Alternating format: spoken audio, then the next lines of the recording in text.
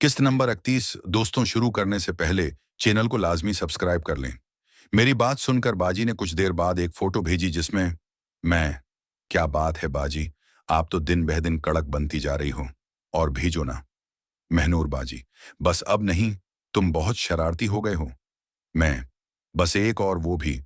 कुछ देर बाद बाजी एक फोटो भेजी और इस बार तो मैं। क्या बात है महनूर, बहुत जालिम है तो। और तेरी ये अदा, हाय मेरी जान न ले लें आप। अच्छा, अब एक और फोटो भेजो प्लीज। कुछ देर बाद बाजी ने एक फोटो भेजी। वो क्या ही लग रही थी।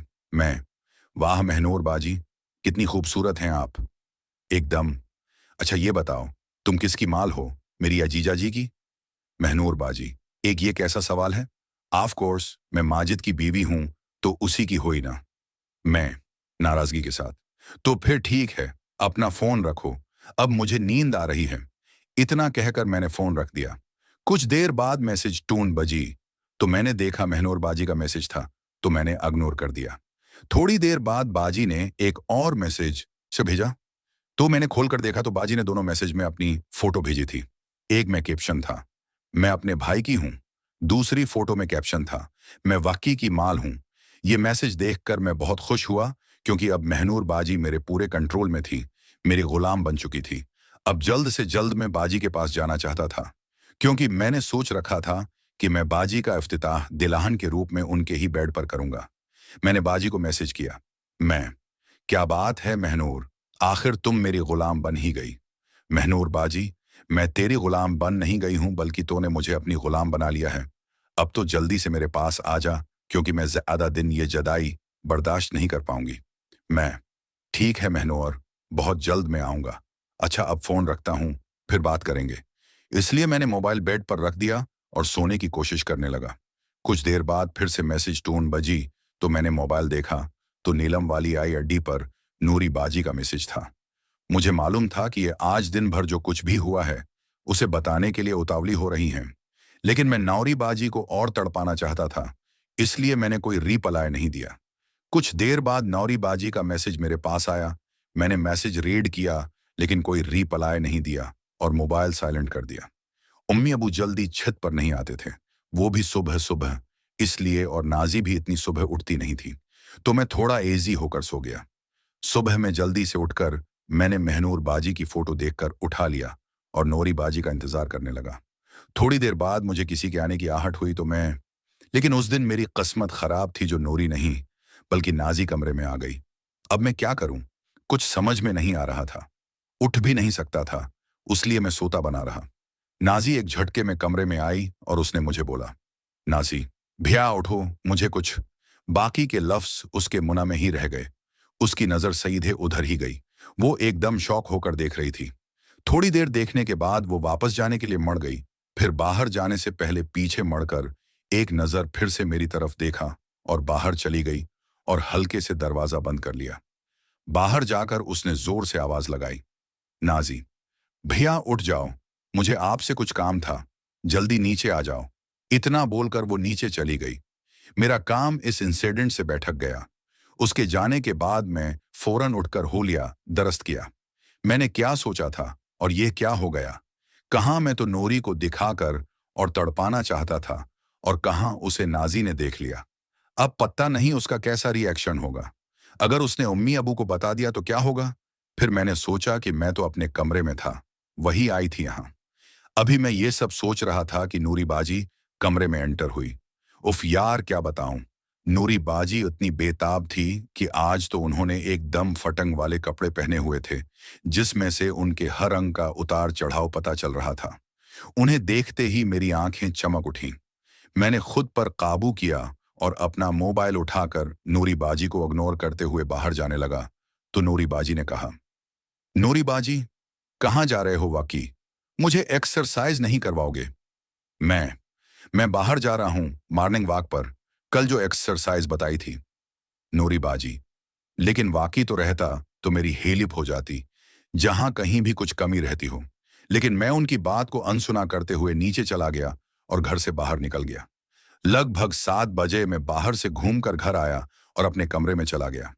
वहां पहुंचकर वहां के हालात से पता चल गया कि नौरी बाजी ने कसरत नहीं की और वैसे ही चली गई।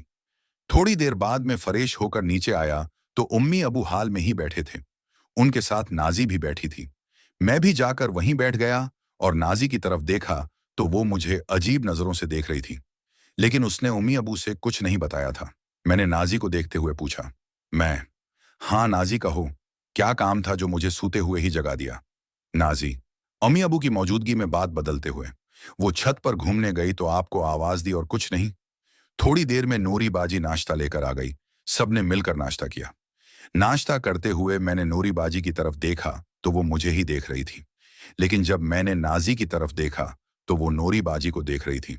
मुझे कुछ समझ में नहीं आ रहा था कि क्या हो रहा है, लेकिन इतना तो समझ में आ गया था कि नाजी को कुछ ना कुछ शक तो है। खैर, नाश्ता करने के बाद मैं अपने कमरे में चला गया। थोड़ी देर बाद नौरी बाजी कमरे की सफाई के लिए आई तो मैं उन्हें इग्नोर करके नीचे चला आया और हाल में बैठ गया। थोड़ी देर बाद उम्मी अबू जाब पर निकल गए तो नाजी ने मुझसे कहा, नाजी, भैया, मुझे आपसे कुछ बात करनी है। मैं, कुछ देर पहले तो तुमने बोला था कि कोई बात नहीं करनी, तो अभी क्या है? नाजी बात करते हुए सूफे पर इस तरह से बैठ गई कि मैंने उसे एक तरफ देखा, फिर उसकी तरफ देखने लगा। उसने मुझे अपनी तरफ देखते हुए देख लिया था। तभी नूरी बाजी नीचे आई तो नाजी ने कहा, नाजी, भैया थोड़ी देर बाद मेरे कमरे में आइए, बात करते हैं। और इतना कहकर वो अपने कमरे में चली गई। थोड़ी देर बाद मैं उसके कमरे में गया तो मैं उसे देखता ही रह गया। वो कमरे में तैयार बैठी थी। उसने शलवार और कमीज पहना हुआ था जिसमें वो बहुत ही खूबसूरत लग रही थी। उसने अपना दोपटा अपने गले में लिया हुआ था। कुछ देर तक जब मैं उसे देखता रहा तो नाजी ने कहा, नाजी, क्या हुआ भैया, कहाँ खो गए? मैं, नाजी तुम बहुत ही खूबसूरत लग रही हो। नाजी, वो तो मैं बचपन से ही हूं। मैं, लेकिन मैंने कभी तुम्हारी खूबसूरती पर ध्यान ही नहीं दिया था।